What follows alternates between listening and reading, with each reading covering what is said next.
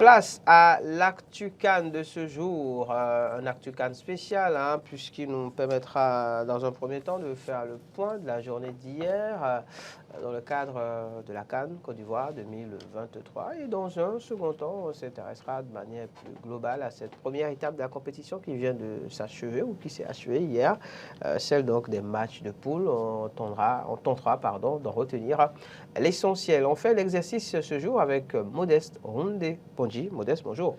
Bonjour Ahmed Arriva, bonjour Laurent, ravi de vous retrouver sur ce plateau. C'est un plaisir pour nous de vous retrouver également, Modeste Rondé-Ponji. C'est moi. Alors, hier, dans le cadre de cette compétition, j'ai envie de dire de toutes les émotions, beaucoup de choses se sont passées.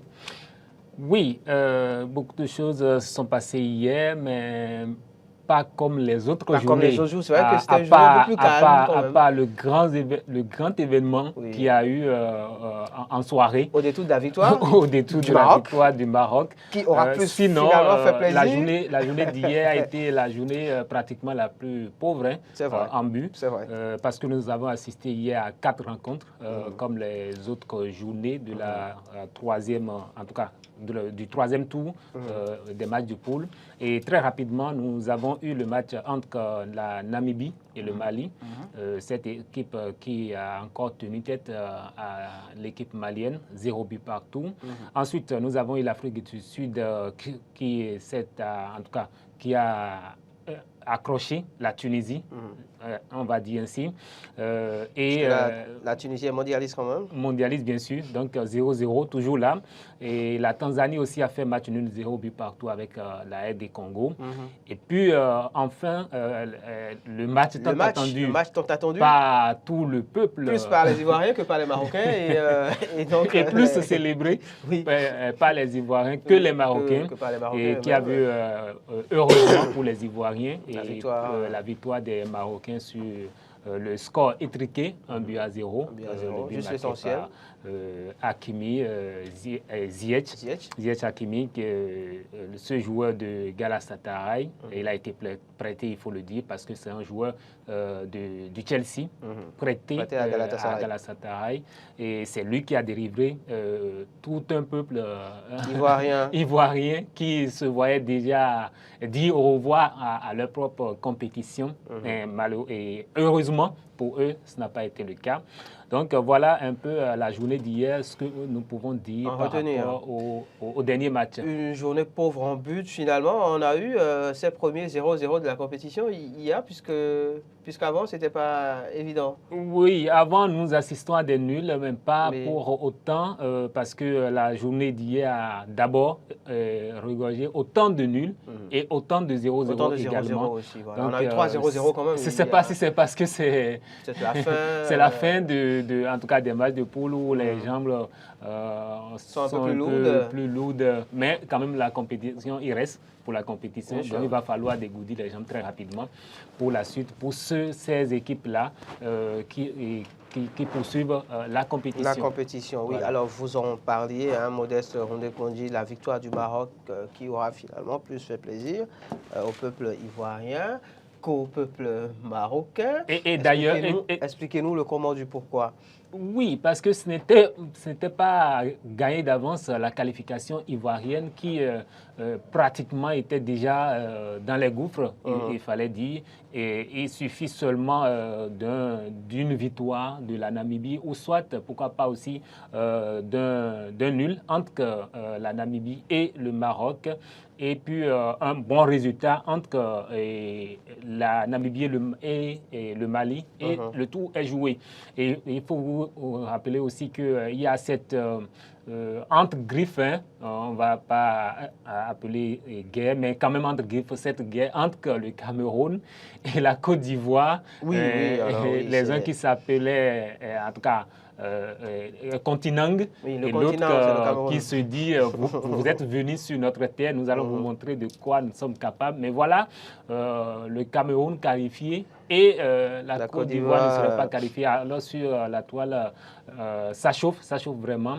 Et ça n'a pas manqué aussi du côté de la Côte d'Ivoire parce que cette mauvaise cette mauvaise préparation, on va dire, ou bien cette mauvaise entame de compétition de la part des Ivoiriens n'ont pas été du tout du goût des dirigeants aussi de la Côte d'Ivoire. Et dans la foulée, vous allez constater, il y a eu en tout cas, ce limogeage de l'entraîneur, du sélectionneur de la Côte d'Ivoire. Alors, il a démissionné. Ou il a démissionné il a démissionné. Dans le communiqué, ce n'est pas une démission.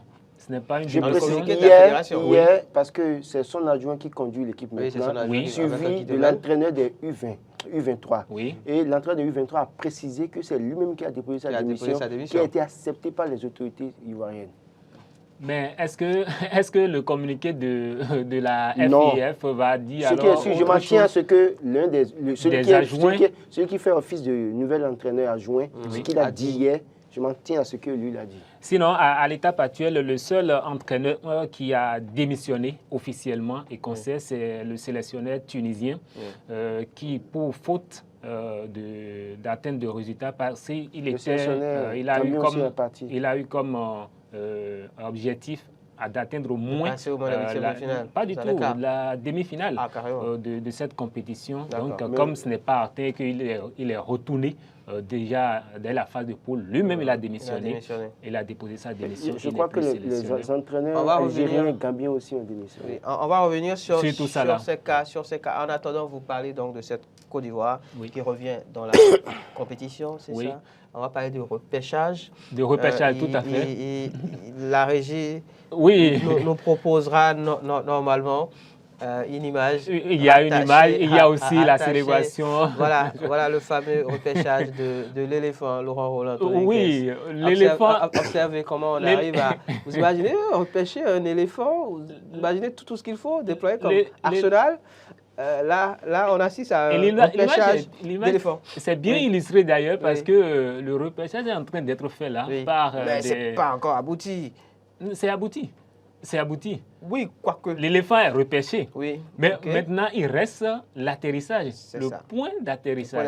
Où est-ce qu'on va déposer l'éléphant repêché? Est-ce qu'il ne vaut pas mieux le laisser là où le reposait déjà? On verra tout ça là par la suite parce que la suite ne promet véritablement pas de bonnes choses pour les Ivoiriens. Votre vis-à-vis ne dira pas, enfin, n'est peut-être pas du même avis, mais non, écoutez, ne pensez pas que les Ivoiriens revenus dans la compétition, ça va être dangereux. D'accord. La suite, ça ne va pas. Puisqu'en réalité, ils ont eu déjà à faire mal à leurs supporters, notamment à leur pays. Et ils ont déçu beaucoup de monde. Ils ont beaucoup de personnes. Et vous imaginez, pour les huitièmes de finale, ils vont donner le tout pour le tout. C'est pour ça que je crains sérieusement pour le Sénégal qui va leur faire face. Sauf que malheureusement, justement, ils tomberont face, sinon ils tombent face aux champions en titre. Non, mais c'est ça. Le football n'est pas 9 points au sortir de cette phase. Le football n'est pas mathématique. Ça dépend de l'état d'esprit. C'est vrai. À un moment donné, ils ont envie de se faire acheter, de se faire aimer davantage par le peuple. Donc, ils donneront le tout pour le tout. C'est ça qui fait que Sadio Mané a intérêt, avec son équipe, à faire très attention. Parce que cette équipe revient. Et vous savez, en fait, c'est un lion blessé. En fait, c'est un éléphant blessé. Bon, blessé et qui donnera tout pour se venger. Avec beaucoup de difficultés, finalement jeté dans un troupeau de lions. Dans un troupeau de lions enragés. Un troupeau de lions en confiance. Les lions de la Teranga, en plus, ils ne savaient pas des lions du continent. Non. Qui sont en peine de vitesse. C'est vrai que j'ai été le premier à prédire les défaites par rapport ici sur le plateau, en disant qu'ils vont m'insulter sérieusement. Mais là, je pense, oui, c'est vrai que... Là, je fais attention avec eux parce que je sais que ça ne va pas être facile. Oui, c'est vrai que revenir de cette manière dans la compétition, forcément, avec un sursaut d'orgueil, on essaie de se racheter et forcément, sur le mental, ça amène un petit déclic. Oui. Et c'est vrai que le football n'est pas mathématique, que beaucoup de choses peuvent se passer en football. Et il y a eu des preuves, justement, déjà dans cette compétition. On a vu des équipes dont on ne vendait pas cher du tout la peau, qui ont réussi donc à s'imposer et à battre d'autres équipes plutôt bien établies. Oui. Mais quand on a vu le jeu produit par le Sénégal et qu'on a vu le jeu produit par la Côte d'Ivoire jusqu'à présent, est-ce qu'il y a matière à tenir ce discours? Le problème, c'est que c'est à Modeste que je passe le problème, c'est que vous ne jouez pas. C'est à Modeste que je passe la parole. Votre lecture ne tient pas pour moi. Oui, ça. Parce que vous jouez peut-être. Attendez, je suis en train d'une équipe qui a gagné. Je suis la joueuse de l'équipe. Quand les entraîneurs se chamaillent. Oui. Votre analyse, ça tient théoriquement parce que quand nous voyons le parcours du Sénégal dans cette compétition, c'est la seule équipe 3 matchs, 3 victoires. qui a fait 3 matchs, 3 victoires. Oui. Non, ce n'est pas la seule. Le Maroc. Non, le Maroc a fait 3 matchs, 2 victoires, 1 nul. Ouais. Le Maroc a fait un nul. Donc, et aussi avec la manière, avec un seul but encaissé jusque-là. On peut dire que c'est la meilleure équipe de la compétition. Et aussi, il ne faut pas oublier que c'est vrai. Vous allez me dire aussi que la Côte d'Ivoire regorge de talents, des professionnels évoluant à l'étranger. Mais ce que je voudrais dire, c'est que les Sénégalais sont habitués à la compétition. Sont habitués à la compétition et savent gérer des moments des situations à gagner. De la compétition. Et donc, c'est vrai, même l'entraîneur Aliou Cissé l'a si bien dit, ce n'est pas, ils ne vont pas compter sur leurs prestations en phase de poule, comme acquis pour dire, oui, tout est, le terrain est déjà barisé, nous avons le feu vert, plus rien ne peut nous barrer la voie. Non, ce n'est pas ça. Ils vont aborder chaque match avec détermination. C'est ça. C'est comme si la compétition reprenait. Vous savez, pour parler de la Côte d'Ivoire pour son match face au Sénégal, allez voir la situation du Cameroun avant le dernier match. Vous avez vu, ils étaient pratiquement out. Vous avez vu, le dernier match, c'était un match de fou. C'est pour vous dire quoi? Parce que c'est le match qui aura fait passer, ça casse. Tout le monde par toutes les émotions. Tout le monde a vu que le Cameroun était out. Mais vous avez vu le dernier match, c'était un match de fou. C'est ça pour vous dire quoi? C'est ça le mental. C'est ça la force du mental, Laurent. C'est pour ça que je dis que les Ivoiriens, il faut faire attention avec eux. Les Sénégalais ont beau faire d'être champions en titre. S'ils ne savent pas faire, les Ivoiriens vont les humilier. J'aime cette analyse, sauf que justement, vous prenant au mot, vous remarquerez que sur l'histoire du football sur le continent, le Cameroun, justement, a toujours été cette équipe avec une mentalité très forte. Ce qui n'a jamais vraiment été le cas pour l'équipe de la Côte d'Ivoire. La Côte d'Ivoire n'a jamais été une équipe avec des joueurs... Ce n'est pas la des Camerounais seuls. Parce que malheureusement, ce que vous dites là, ça se joue au mental. Oui, et la Côte d'Ivoire qu'on a vue depuis le début de la compétition n'a pas ce mental. Et justement... n'a pas cette force mentale. Peut-être qu'ils l'auront... Après, maintenant, vous êtes tombés justement au profond de l'abîme. Mais là, ils ne l'ont pas. Ce mental qu'évoque Laurent, je serais d'office d'accord si la Côte d'Ivoire avait montré au moins un brin de ce mental lors du match face à la Guinée équatoriale. Parce que ce n'était pas un match sans importance. C'est un match qui était à leur Vous rappelez très bien qui aurait pu la qualifier quand il y avait le match du Vertu, j'étais le seul pratiquement à vous rappeler, là où j'ai écrit ça pour dire que cette Côte d'Ivoire ne convainc pas et que l'UTT, c'est une chose qui ne pouvait pas gagner. Tout à fait. Je l'ai dit, mais je dis au-delà de tout ça, c'est-à-dire ce match-là, c'est un match de rachat pour l'équipe ivoirienne. Bien sûr. Et ils ne vont pas se laisser faire. En ont-ils les moyens?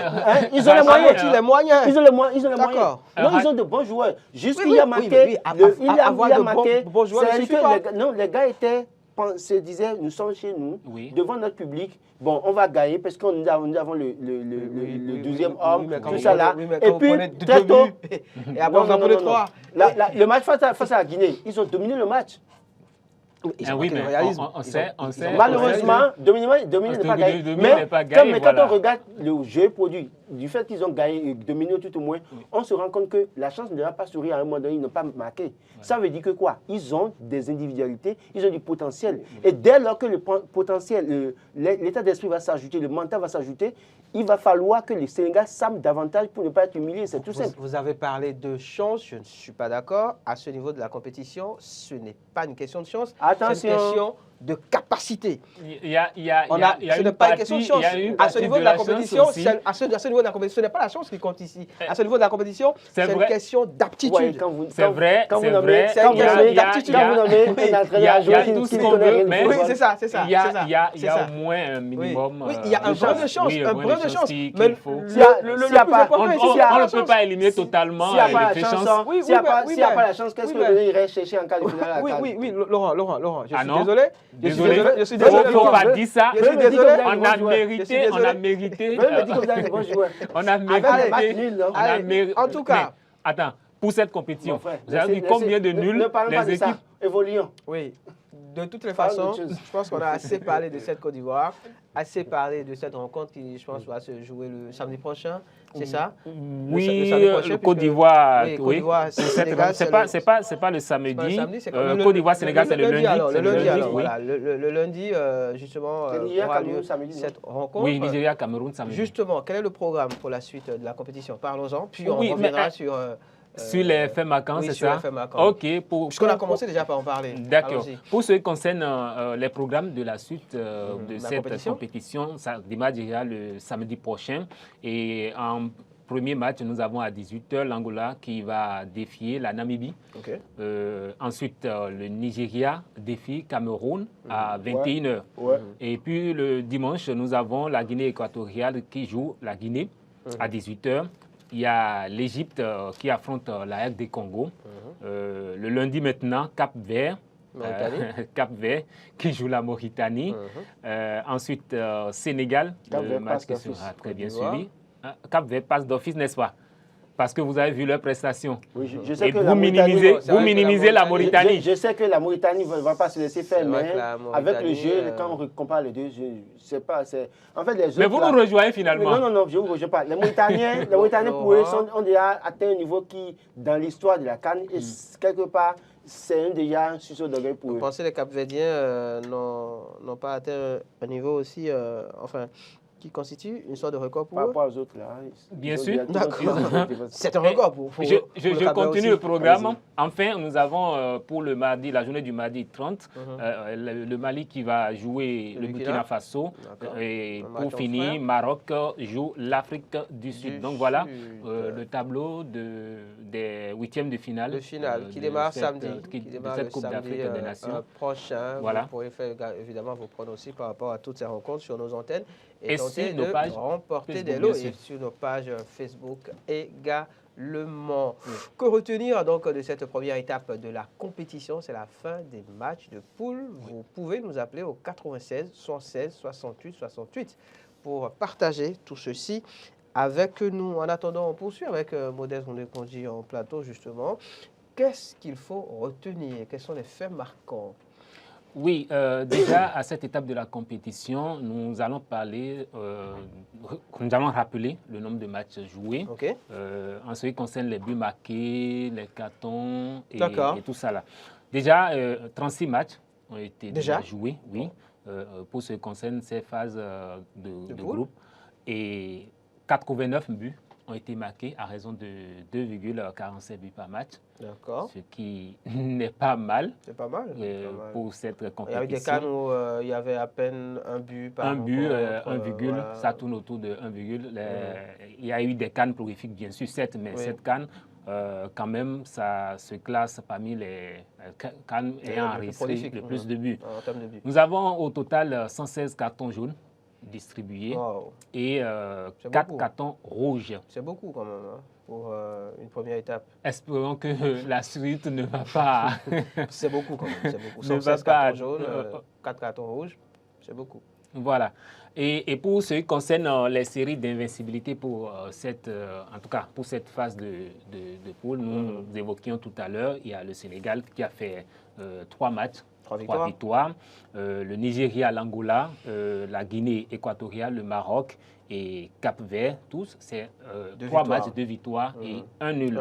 Il y a eu des surprises pour ce qui concerne cette première phase de la compétition, des surprises aussi agréables que désagréables. Nous allons commencer par des surprises désagréables, ce qui fâche.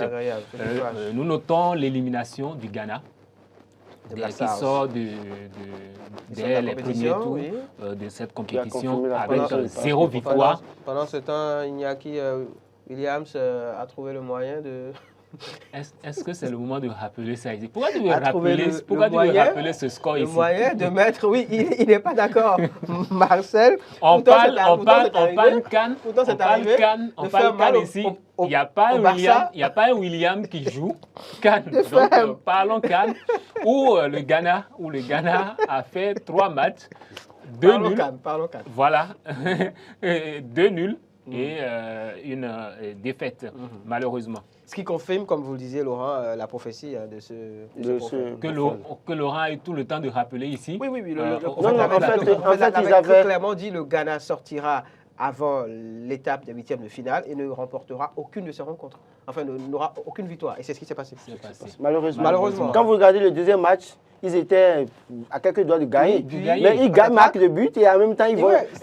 Coup sur coup, Boukari qui remplace l'autre. Et William vient là et bizarrement, il fait la même erreur et on égalise le deuxième but. Donc, c'est comme une malédiction, malheureusement. C'est une sorte de malédiction. Malheureusement, on poursuit avec les surprises désagréables. Il y a l'Algérie aussi, qui sort avec pratiquement les mêmes prestations que le Ghana. Je pense que l'entraîneur a démissionné aussi. 0 victoire, oui. J'ai aimé la prestation de Nias, le gardien mauritanien, qui était déjà sénégalais parce qu'il avait joué, il était gardien des U17 au Sénégal en 2011. Et donc qui finalement a été naturalisé mauritanien. J'ai aimé sa prestation malgré sa taille où les gens disaient qu'est-ce qu'il pouvait faire. Il a été même élu homme du match. Et évidemment, je crois que ce gardien, il faut le féliciter parce que pour le premier match, si ce n'était pas le penalty, c'est qu'ils allaient faire 0-0. Oui. Et puis le deuxième match, même si c'était 3-2, il a fait des arrêts assez spectaculaires. Je crois qu'il a fait la force de cette équipe mauritanienne. Il a confirmé quand même sa place dans cette équipe. Nous allons finir avec les surprises désagréables. Il y a la Tunisie aussi qui sort de la compétition. Et il y a un point commun à ces 3 équipes. 2 nuls, une défaite. Et on sort de la compétition. Et pas des moindres. Ce n'est pas de petites équipes. Des équipes, justement. Et parlant de surprises désagréables, il y a quand même des équipes qui ont créé ces surprises, qui ont occasionné ces surprises désagréables. Et c'est ça, des surprises agréables. Voilà. Et le danseur... Avant d'aller plus loin, il y a Marcel, le réalisateur, qui nous dit que les pays maghrébins donc, qui sont sortis de la compétition, n'eût été le Ghana, l'Égypte aussi allait partir. Oui. C'est vrai que, après, il faut préciser que techniquement, l'Égypte n'est pas du Maghreb, techniquement. L'Égypte n'est pas du Maghreb, mais c'est vrai que oui, le Ghana... aurait pu gagner.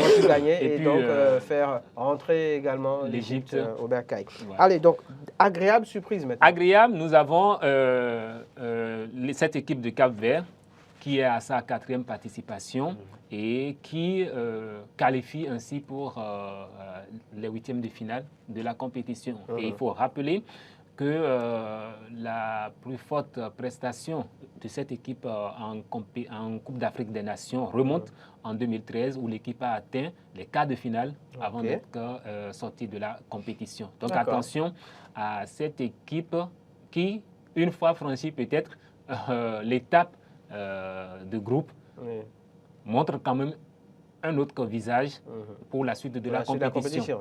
L'équipe est même en forme actuellement. Voilà. Elle joue contre qui d'ailleurs pour Cap-Vert, pour les 8e de finale, joue la Mauritanie. Et c'est de là, Laurent disait d'office que Cap-Vert va passer.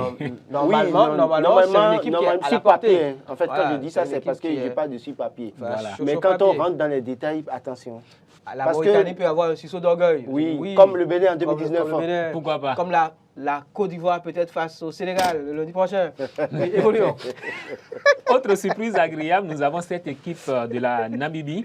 Elle aussi a sa 4e participation. Mais jamais qualifié. Mais jamais qualifié. Et tout comme la Mauritanie, c'est jamais qualifié pour les huitièmes de finale. Voilà, donc c'est des inconnus pour les tours suivants. C'est ça.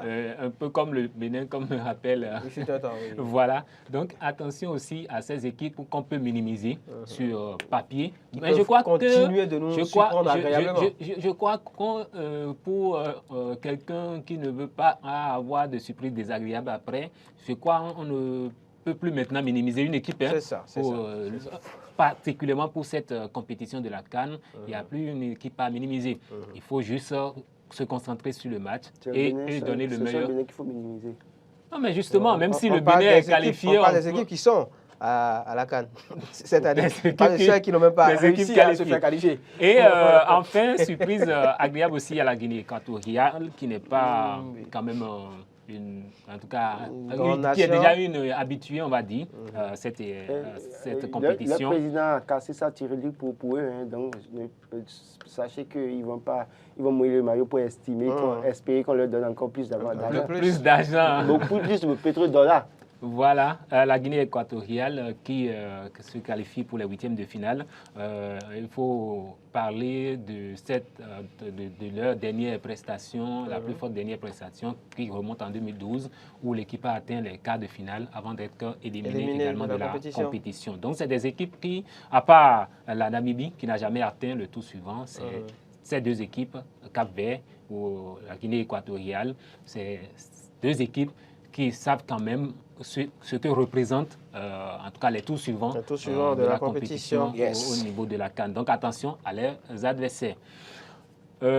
Passer cette étape en tout cas de points sur la compétition, nous allons quand même noter des faits de match en dehors du terrain où il y a des attitudes à déplorer, aussi bien du côté des supporters qu'aussi des staffs, des équipes. Voilà, des équipes.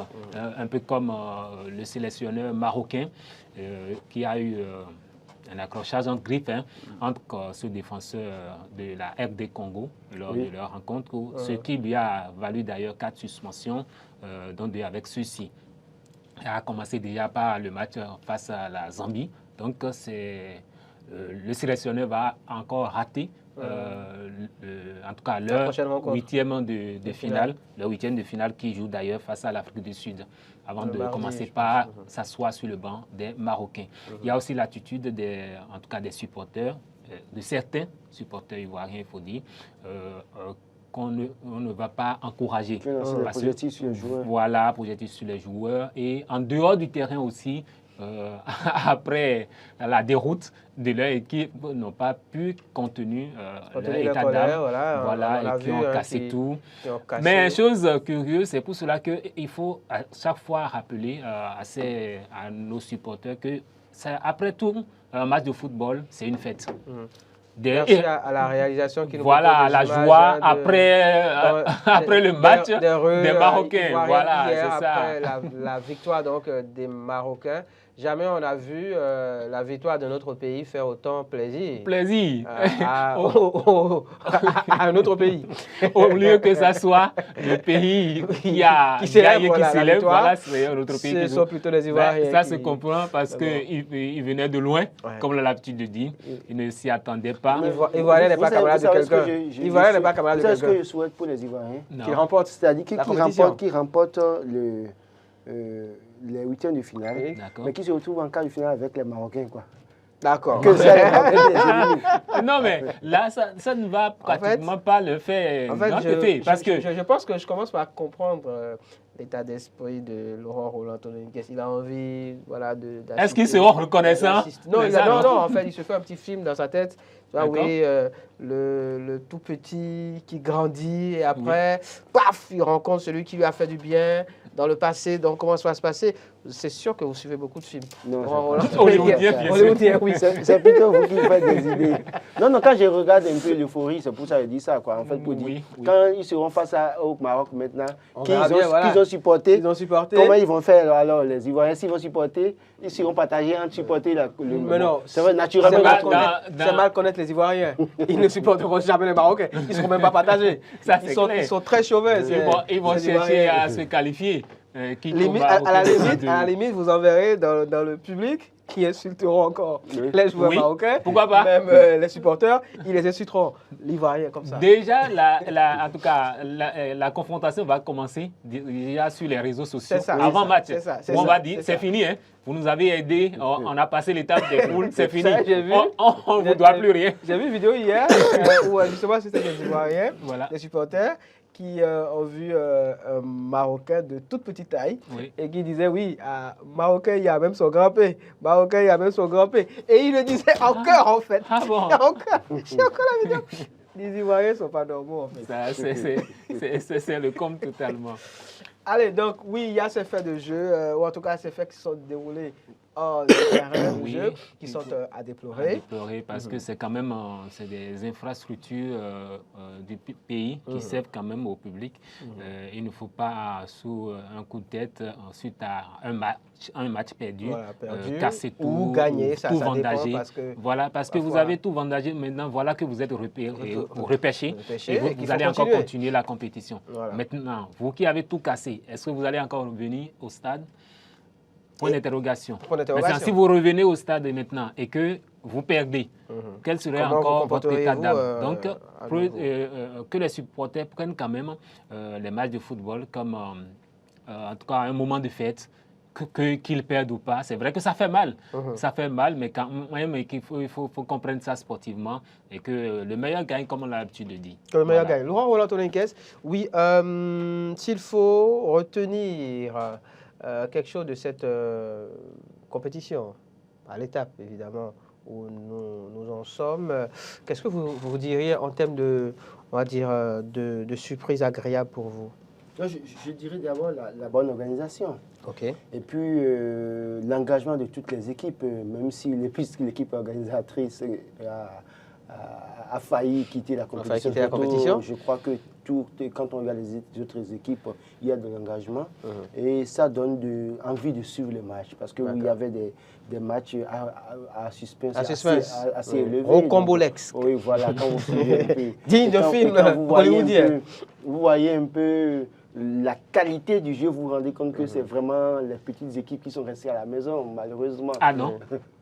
Non. Non, mais dites-moi qu'il y a une grande équipe qui est restée à la maison. Mais le Bénin? Le Bénin, par exemple. Ne dites pas des bêtises sur ce plateau. Autrement, vous ne reviendrez plus jamais. Non, attendez. Ne dites pas des bêtises sur ce plateau. Le Bénin n'est pas une petite équipe parce que quand même c'est une équipe qui a atteint quand même quart de finale de cette même compétition. On sait comment le Bénin a atteint cette étape de la compétition. En 2019, on sait très bien comment c'est arrivé. Et quand vous parlez quand vous dites que c'est les petites équipes qui sont restées à la maison, est-ce que vous vendrez déjà la peau de la Namibie afin que la Namibie atteigne cette étape? N'oubliez pas que la Namibie a battu le Bénin. Est-ce qu'on a quelqu'un en ligne? Oui, bonjour, bienvenue. Oui. Bonjour. Bonjour, comment allez-vous? C'est monsieur Karim Dibissavet. Ah, Imam Karim, merci de nous avoir rejoints. Oui, Imam. Bon, c'est pas que la vie est mon ami.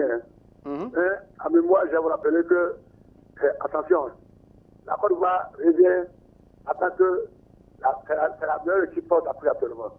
La meilleure pour vous, la Côte d'Ivoire? Oui, parce que, si vous vous rappelez bien, l'héros qui s'est joué au Portugal, la Grèce a été repérée, et le talent final elle a rapporté. Le Danemark a été éliminé parce que, malheureusement, la Yougoslavie était en guerre. Nous avons le Danemark, il a rapporté la coupe. Donc, attention, hein. D'accord, là, ça nous replonge dans l'histoire. Les Ivoiriens risquent de supporter tout le monde. De créer l'exploit. Non, c'est jamais ce qu'il a créé. Vous allez voir. Parce que l'équipe repêchée là, l'équipe qui est même plus dangereuse. Et ils sont suivis par la France. C'est vrai, c'est pas faux comme au moins, ces analyse. deux cas-là, la Grèce et le Danemark, en euro, vous avez vu? C'est comme ça. D'accord. La peau de Danemark, quand vous avez a été rejeté, ils ont repris, ils sont venus, ils ont remporté la coupe. Vous avez aussi, même le Portugal aussi, en France. D'accord. Les 3 points, les partis, et vraiment, je supporte. Faisons attention. Entièrement, monsieur Namidi, tout ce qu'il a dit. Monsieur quoi, monsieur quoi? Yamini, c'est moi. Yamini, ah, d'accord. Merci, Imam Karim. Donc, si vous vous rappelez l'histoire pour dire que le Bénin a été à quart de finale en 2019, je vous rappelle alors que la Namibie vous a battu de 8-2 dans ce pays-là. Donc, ne comparez pas pour comparer. En fait, Modeste, on est déjà à la fin de l'émission. Oui. Retenons que oui, ce sont les petites équipes qui sont restées à la maison. Les grandes équipes sont là-bas en train de jouer. Il faut le reconnaître. Pour moi, il faut avoir l'honnêteté de le reconnaître. Ne pas être... Il ne sert à rien de jouer à, je sais pas moi, un patriote. Sinon, si vous dites ça, ils vont penser qu'ils sont alors forts en réalité, et aller distribuer des points dans les éliminatoires. Non, pas que ça. Vous avez vu les prestations du Mozambique pendant cette compétition? Le Bénin aurait-il pu les faire? Non. En toute franchise? Donc on a une petite équipe. C'est la fin. Conclusion. Conclusion. Conclusion pour cette CAN, ça a été une CAN, en tout cas ça a été pour cette première phase de la compétition une phase de surprise aussi bien agréable que désagréable. On a constaté également qu'il y a plus de petites équipes, toutes les équipes se valent sur papier, où il y a plus de dire toutes les équipes sont telle grandes. équipe a la chance de remporter ou bien telle équipe a la chance de battre telle équipe. Donc faisons juste l'analyse des matchs et que les équipes en face, les équipes qu'on peut considérer comme des favorites, jouent avec beaucoup plus de prudence pour ne pas être surprises par la suite. Voilà. La finale, l'affiche. Moi, je vois beaucoup plus une affiche, pourquoi pas, entre Sénégal et Maroc. Est-ce que je vois? Laurent, l'affiche de la finale? Cameroun, Côte d'Ivoire? Cameroun. Côte d'Ivoire, n'est-ce pas? Cameroun, Sénégal. Ah, donc vous ne croyez pas que la Côte d'Ivoire ira? Non, ils iront pas. D'accord. Donc finalement, vous n'avez pas la même analyse que votre ami. Non, je dis qu'il peut faire mal, mais en fait, je ne dis pas la finale. Parce que lui, ils peuvent aller en quart de finale et se retourner, mais c'est déjà quelque chose. Ils ont réussi à faire mal. Merci. C'est mal barré pour tes amis ivoiriens. C'était de ce jour. Rendez-vous demain. Moriagua sera à la présentation et vous pourrez à nouveau faire vos pronostics par rapport aux rencontres du samedi. Oui, samedi. Au revoir.